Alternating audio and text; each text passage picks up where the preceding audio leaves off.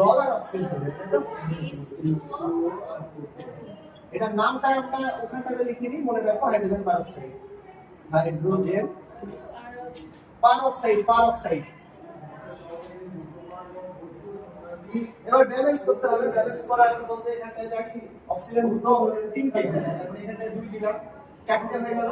তারপরে এখানটায় দুই দিলাম, মিললো। হাইড্রোজেন চারটে, অক্সিজেন চারটে, দুটো দুটো চারটে, মিললো তো?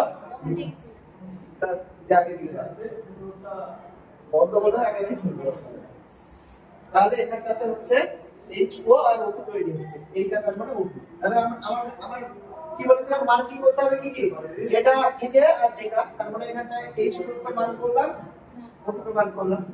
এবার O2 এর আণবিক ওজন কত বলতো? এখানে 2 গুণ 16, তাই তো? এটা কত হবে বলতে কি?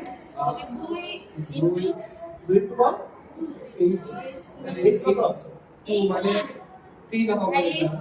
আরে এই দুই নাই ধর, তাহলে 1 প্লাস অক্সিজেন 2 ও অক্সিজেনের 16 ইনটু 2 টোটালটাকে 2 দিয়ে দিই, তাই তো?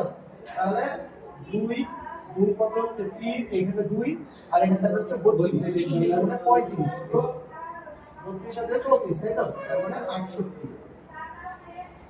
এখানে গ্রাম লিখলেও হয়, না লিখলেও হয়, লিখি।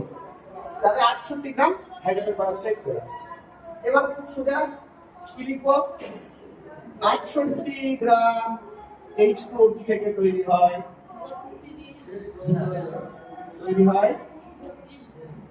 32 গ্রাম। অতএব 1 গ্রাম থেকে এটা H2O টা লিখবো, থেকে তৈরি হয় কত?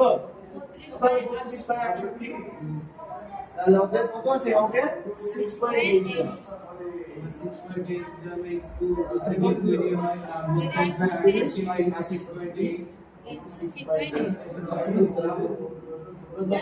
নিচে 10, 68 কেটে গেল, তাহলে লিখবো অতএব উৎপন্ন অক্সিজেনের পরিমাণ। এখনো শেষ হয়নি কিন্তু।